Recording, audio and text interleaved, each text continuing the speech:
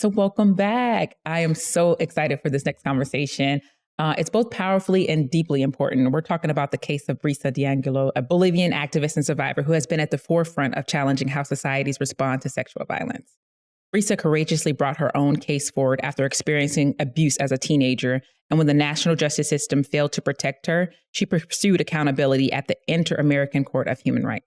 Her fight was not only about seeking justice, but also about changing laws and systems so survivors everywhere are believed, protected, and supported.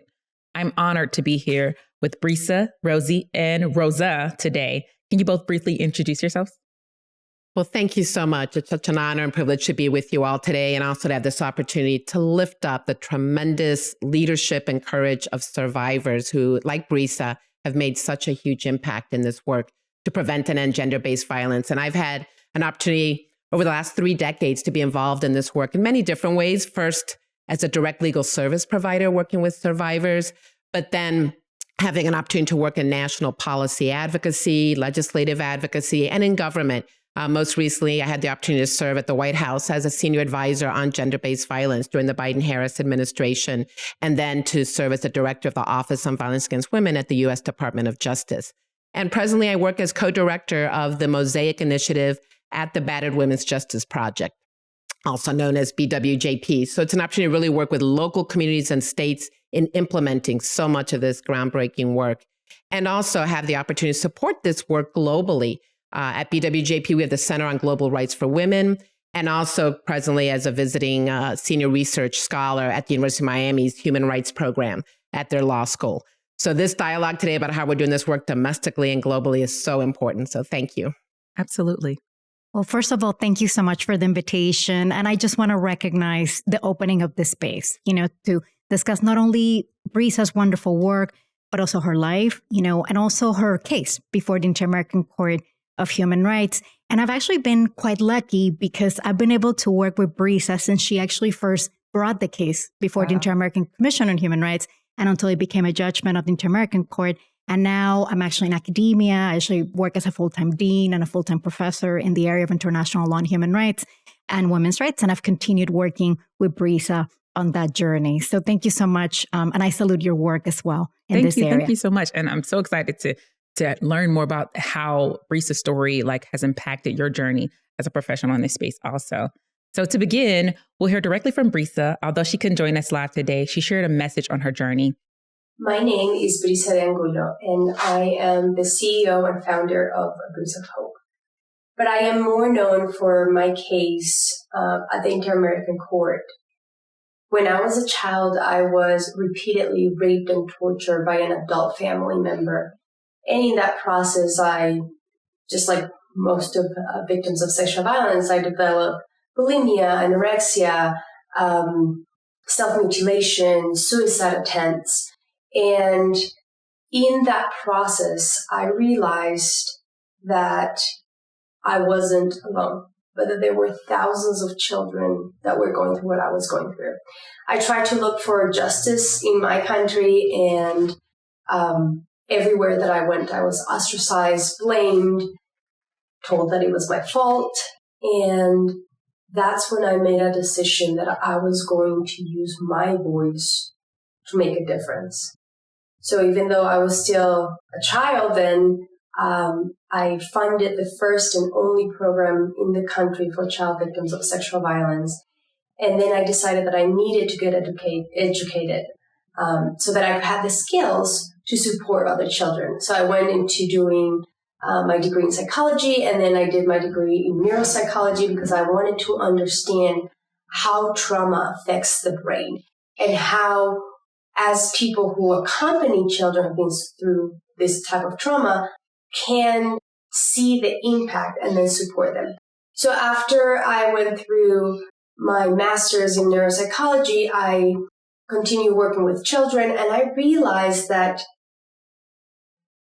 the law cannot be, that healing cannot be, I realized that healing cannot be at the margin of the law. And that part of starting your journey of healing had to be with the access to justice. And so I decided that I was going to take my own case to the Inter-American Court of Human Rights and sue the whole government. So I decided to go to law school. I went to law school and became my own lawyer. It took 20 years, but I finally went to the Inter-American Court of Human Rights. And then I was able to sue the government of Bolivia, and the Inter-American Court found in my favor. What is important about this case is that even though they wanted to have like an amicus agreement where they would give me money and all this stuff, I denied every penny from this government because what I wanted was to create legal standards to protect child victims of sexual violence. So when the case came out, the court was able to create new international human rights standards for child victims of sexual violence in 23 countries. So that is what I'm dedicating my life. So even though it's taken me 22 years to get to this point where now we have a case that gives the standards, I feel my job is just starting, because now it's like, how do we apply these standards in these 23 countries? Something that I have seen after the case is that there is more openness to listening to the voices of survivors. And one thing that I have been saying for a really long time, many, many decades, is that nothing about us without us. We can't continue having academics, legislators, people from the government making laws and deciding things that are going to affect victims of sexual violence without having the voices of victims in the process to say, this is what we need, this is what we needed, this is what we want, and this is how you can help us.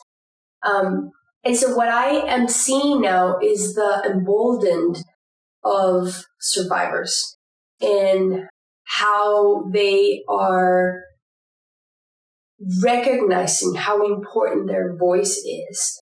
And that even though we continue to get the door shut on our face, we don't stay quiet.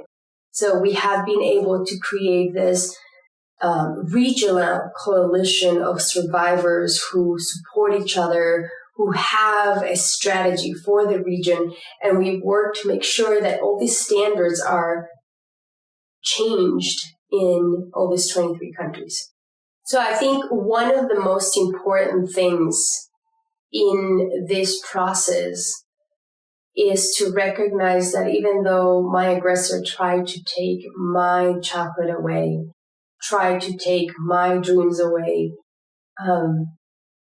there's something that he didn't take.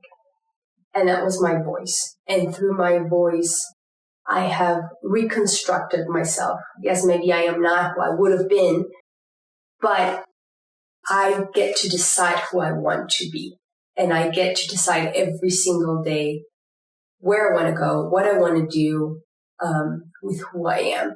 So any survivors that are listening out there, just to let you know that you are not alone. That yes, it is hard.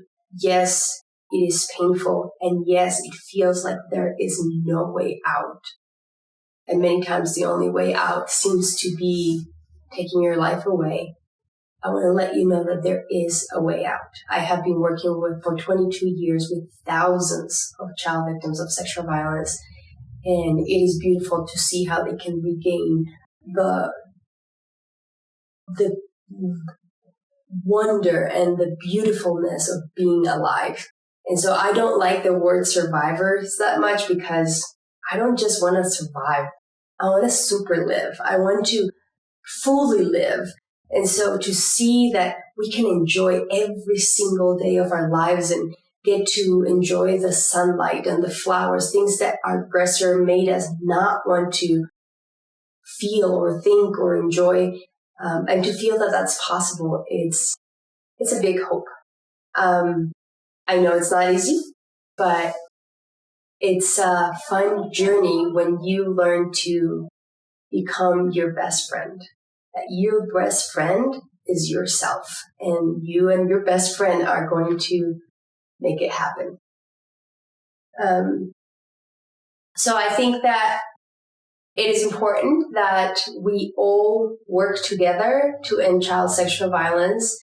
And there's a lot of amazing organizations that are working out there to bring the voices of survivors, to make sure that they are guiding the path of how to make a difference in this world. So I encourage you to join and to see how you can support. Thank you, Brisa, for sharing your powerful story. So this question is for Rosa. From a human rights perspective, what does Brisa's case reveal about the barriers survivors face and accessing justice both in Bolivia and globally?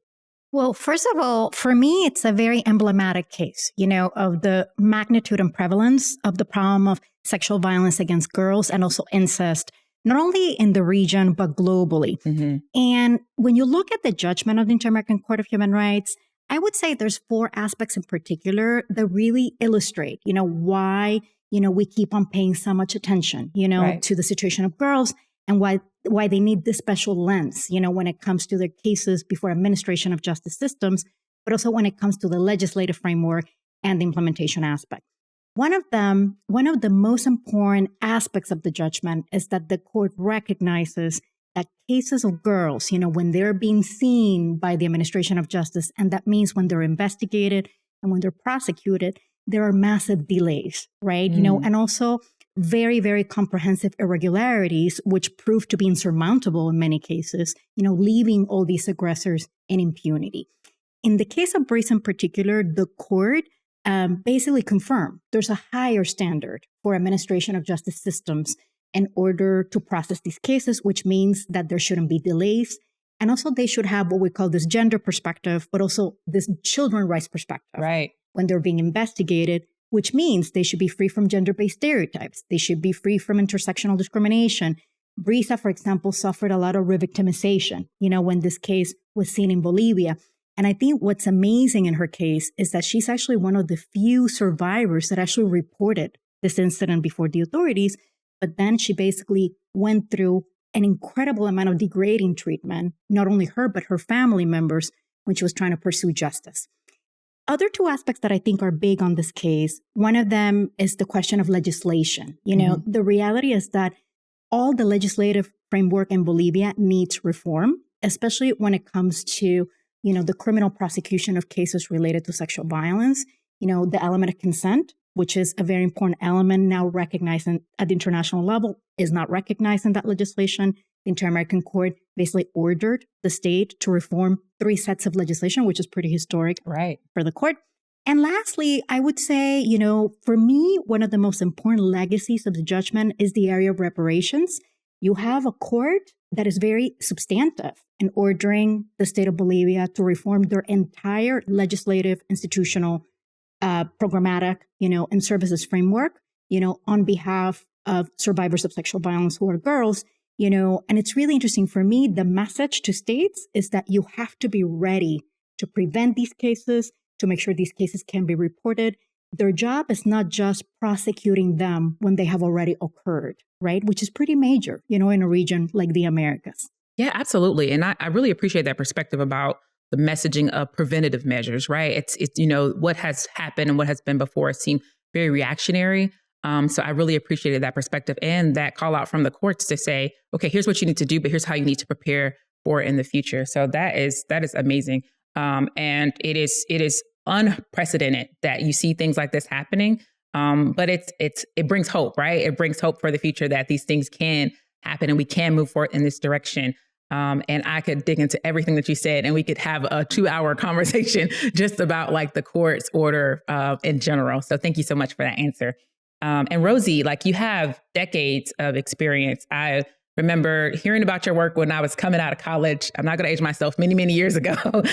So I know that this is, this means so much to me. And you've worked at the intersection of policy and practice on so many levels, both federal and state level, right? So how can governments and institutions move beyond symbolic commitments and deliver real protections for survivors?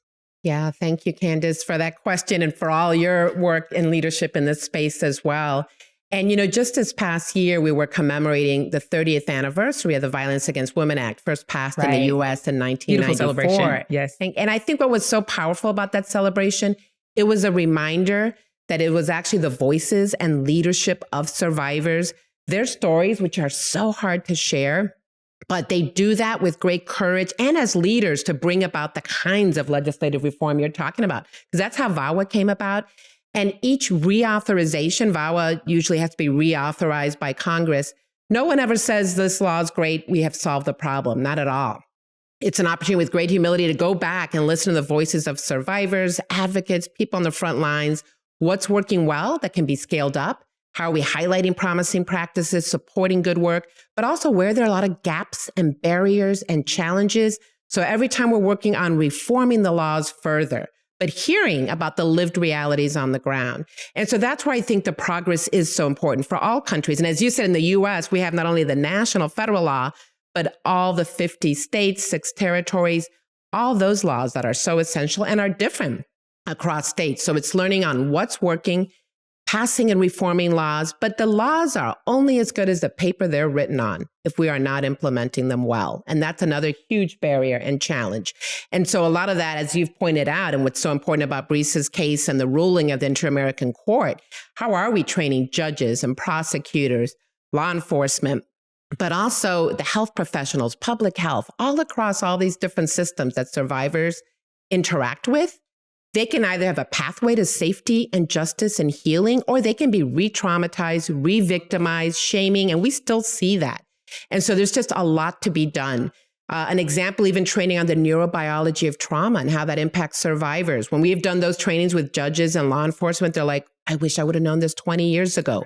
They're not aware. I had law enforcement officers say, you don't know what you don't know. I didn't realize all the ways at times we re-traumatize, shame, don't believe, and don't support survivors. But in addition to the laws, the training of the professionals, it's also the critical victim advocates, resources in community, faith-based, in community-based organizations. All of those are crucial because it's not just prosecuting a case. How are we really creating those pathways, multiple pathways? Some survivors will engage with the criminal justice system, others won't. Right. Some will go the civil way, others are looking for response around economic security and housing and well-being in their communities. So it's not a one-size-fits-all. We need comprehensive approaches. We need to call in everyone to be a part of the solution, to your point, to move beyond just the rhetoric and really make sure that survivors are seen, believed, supported, and have that pathway to justice and healing and well-being.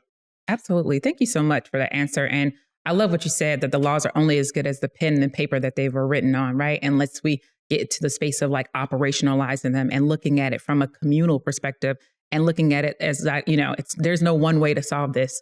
And I love that as well that you said, every time they've gone to reauthorize this, no one has been able to say, okay, we've figured it out. It's over with. It's always something new, something different, a new way that gender-based violence is impacting people. So I really appreciate that perspective of like learning, growing, and seeing how we move forward in this space, but also thinking about it from the different perspective of how people live life differently throughout, like you said, all 50 states, all 6 territories. Within the 50 states, there's 1,000 different communities. I live in the DMV and I think about it all the time. You can go 20 minutes and be in another country.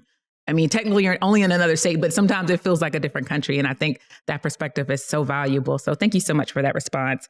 And this is for both of you and whoever would like to answer. And I think this, I'm curious because both of you have decades and have worked in different spectrums. Like you've worked in legal, you've worked in academia. And I want to know, where are you seeing progress and what can other countries learn from a case like Brisa's case? I think we have legislation now. We have legislation, we have policies, we have plans, we have programs, at least we have structures. I think probably where you see the most progress is in the formality, right? The recognition, at least the formal recognition, right? That gender-based violence against girls, that gender-based violence against women, are dire problems. At the international level, also something that I do think is pretty significant is that 3 regions in the world have their own violence against women conventions, right? And they do have coverage, when it comes to girls, and women, that have or what I would say intersecting identities, that's major progress. But I think where we really, really have a major gap, and Rosie mentioned, this is an implementation, we have the fact that we have a framework doesn't mean, that the rates of violence are going down. It doesn't mean that we're not seeing the prevalence. To the contrary, every day we're discovering new forms of violence. The problem is so complex that just formal steps are not enough, and I think Brisa's case really illustrates that in a very painful way, how hidden violence can be, and how difficult it can be for survivors, when they come forward and they try to seek justice. Rosie? Yeah, and I think, we're seeing progress on a number of fronts. In the U.S., for example, we learned about the fact that many countries around the world have developed national action plans to end gender-based violence. And again, while that might be at the level of rhetoric, we have to move towards really finding out what those core principles are, a framework and a strategy for moving forward, and then really working to advance that. And globally, learning from one another. I mean, right now, here in New York, they just had Beijing plus 30. Right. And noting the progress we've made, but nowhere near enough progress, right? But we had an opportunity most recently in the administration to do our first ever U.S. national plan to end gender-based violence. And we had consultations with South Africa, with Australia, who's on their fourth version, with Argentina. Just again, we all need to continue to learn from one another, domestically and globally. And what that helped us do in the U.S., because we have a myriad of different pieces of legislation, but a lot of this work happens in silos, and we got to break out of those silos. And recently I had a colleague say, well, the word silos doesn't always resonate. I call them cylinders of excellence. We're all in our cylinders of excellence doing our work. But we know survivors' lives don't exist in silos. So in developing our national plan, we had more than 2,000 stakeholders. Many, of course, were survivors and advocates shaping 7 key, well, you now call them keystones or pillars of this work. But the first one we heard was prevention. We need to do so much more on prevention. And secondly, of course, it's looking at all the ways as survivors, we mentioned, could come in touch with different systems, different entities and communities, get out of those silos and reimagine what a coordinated community approach and response looks like. And the national plan that we developed looked at both from a public health and public safety perspective and across a life course. Sometimes people treat childhood sexual assault and sexual violence as something on the periphery, different than the larger work on GBV. We can't do that. We have to look how it's all interconnected and across a life course. One of the things we see of adult survivors who seek support and go to rape crisis centers and sexual assault service programs, many of them actually experience childhood sexual assault. Absolutely. And don't even come forward till they're 30 or 40. And have had a lot of implications, health and mental health and relationships, but didn't know where and how and when they were ready to seek help. So again, we have to look at the critical issues, and we have to realize that boys are also impacted by childhood sexual abuse and sexual violence. Even though this legislation often talks about and focuses on the ways that girls and women are disproportionately impacted, we need to recognize also that boys impacted by sexual abuse as children, as adolescents, experience a lot of shame and stigma, aren't getting the help they need, and that has lifelong repercussions as well. So I think there's progress being done in trying to get out of those silos, work more holistically. I know with the MOSAIC initiative, we're now really working with cities and states to call in others to be part of the solution across all the different systems and the different approaches in community to develop a better coordinated approach. So I'm seeing hope, and we're going to be doing a human rights symposium coming up at the University of Miami Law School in November. Brisa is going to be there. We're going to show her amazing documentary, which is very powerful. I think documentaries can also get people to engage with this and have discussions to learn about what changes Bolivia is making, but how more can we all call for? Because it's all of us that need to continue to lift up and put pressure on governments, on service providers, that we care and that we need to see progress and change. And so it's not just Bolivia, it's across the Americas, and it's really globally. How are we all learning from each other with best practices and building that momentum and ongoing movement? Yeah.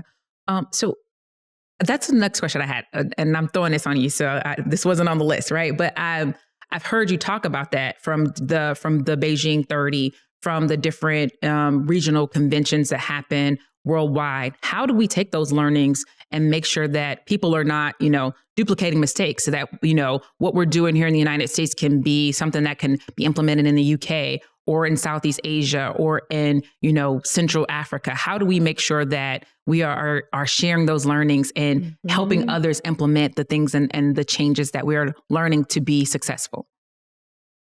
For me, education is paramount. I mean, it's one of the reasons why I'm actually a full-time academic now. Right. I mean, the reality is that we do have a lot of very well set international law standards when it comes to gender-based violence, for example. but they're not necessarily known, that well absolutely. at the national level, at the community level, at the local levels, so I do think that, we need not only education at all levels of the education system, but also training. I work, for example, a lot with judges, for example, and a lot of judges, for example, in the US, they don't have this at the law school level. And we're always saying, it's very important, since you're training lawyers, even at the law school level, to start advancing all these principles and values, because this is the way they're going to be judging in the future. Right. Right. So I think there's a lot of also work that you have to do with culture in general, with society as a whole, with gender-based stereotypes. The reality is that you can have beautiful laws and you can have like all these legal standards, but if you don't work with culture to transform culture and those patterns of behavior, it's very difficult to see a reduction in gender-based violence. So we have a lot of work to do in this area. It's not just the formality. Right. Absolutely. So I'll throw another one at you, and then I got the last one. So I am so inspired by like the energy that you all still have for this. I think when we work in these spaces, it's so easy to get deflated. It's so easy to get demotivated when you just look around and see how, things are changing or things are evolving. And what people have even said, like, it feels like 10 steps back. But I would say I'm inspired to sit here with you all who have worked through so many different channels of this sector, but still have the fervor and the fire to talk about it the way that you do and have the excitement for what's to come. What would you say to the young professional? What would you say to the person who's like me, who's, just get my skin in the game? And how do I stay and maintain the inspiration that you all do? Yeah, I think, to be honest with you, it's people like Brisa. Just even myself, when I first met Brisa a few years ago, just seeing the courage and the leadership and the hope still that survivors bring when they're willing to come forward and be a part of saying, not only seeking justice for themselves, but saying, we've got to reform the systems. They're like, we have to change it so no one experiences what I experienced. Like, it is like, it's how are we all bringing together that commitment to accompany and support and amplify the leadership of survivors in this space? They haven't given up, and no one else should. And we all play an important role in this work. Recently, we had an opportunity to do a panel with a number of different survivors who just shared what their trajectory was like. There was a very powerful Native American woman from Alaska who said, I was literally in a ditch, addicted to drugs, from just accumulation of history of abuse, starting with childhood sexual abuse forward. And now she is thriving, a huge leader. I had an opportunity to travel with her globally. And again, I think, like, how can we say we're tired or burnt out when we see the tremendous courage, perseverance, and even hope, not giving up hope of survivors? So again, just really grateful to Brisa that she is challenging all of us to say, when we did that panel recently and showed her film, someone said, well, how do you feel that your case is now finally over after 14 years in the Inter-American Commission and the Inter-American Court of Human Rights? She said, it's not over. It's just beginning. We now have to move to implementation and to setting up through Breezes of Hope Foundation, all these services. So again, and there was a colleague of mine who once said, this work is like a three-legged stool. Actually, it was someone when we were working in Dominican Republic to reform the laws. Working on laws is so hard, but when you pass a law, that's the first step of the stool. The second step is then, like, where's all the service and the training? That's a second leg of the stool that sometimes falls short. But the third leg of the three-legged stool is social norms change, what you were saying. At the end of the day, we're not trying to say we had 2,000 DV shelters and now we need 4,000. We want to work our way out of needing shelters for domestic violence or rape crisis centers. But it's that social norms change that's on all of us. And that's everyone who's listening to this broadcast. The role each person is playing wherever they're at is huge to bring about that social norms change. And we can't give up on that. Just wanted to say, I do think that there's more success than we think. And that's another thing. We're very good at documenting failure, but we're not that great at documenting success. I have to say, in my years, especially when I was at the Inter-American Commission on Human Rights, I did see a lot of cases in which, survivors did eventually receive that justice at the international level, that they did receive, those apologies, that we did see prevention cases, we did see states changing entire normative structures, as part of a case. It's just that more often than not, we're not documenting that. And I think that aside from documenting failure, we have to document success because this is vital also for our work with states. If we want states to prevent, they have to know what is a positive step, what they're supposed to be doing. But we're not very good at documenting that, and I think that that's a big part of this as well. Aside from what Rosie said, when for me, for example, working with Brisa has always been a source of inspiration, a source of learning. The reality is that I've seen her grown up in many ways. I mean, I met her when she was really young, and for me, it's always been like, if she can continue moving forward, then I can continue moving forward. Right. So that's important also what Rosie just said, to remember. And it is an important source of energy, but I think also we have to think of practical things that we can do to guide, responses that are really more appropriate to these issues.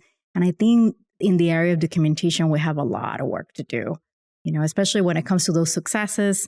We were very good at documenting challenges and we have to continue doing it. Right. But we are seeing good practices that could be replicated as well. Awesome. Well, thank you so much. I have appreciated this conversation so much. And what I heard is keeping the survivor story at the center, right? And evolving both operations, process, policy, and law from that. But when we keep the survivor story at the center, we can't fail. So thank you so much, and Rosie and Rosa. Rosa. Right, if I could. And their leadership, then letting them drive the ship, right? That's right. So I appreciate you both so much. Thank you, Rosie and Rosa. Thanks so much for being here today. Thank you so Bye. much. Take good care.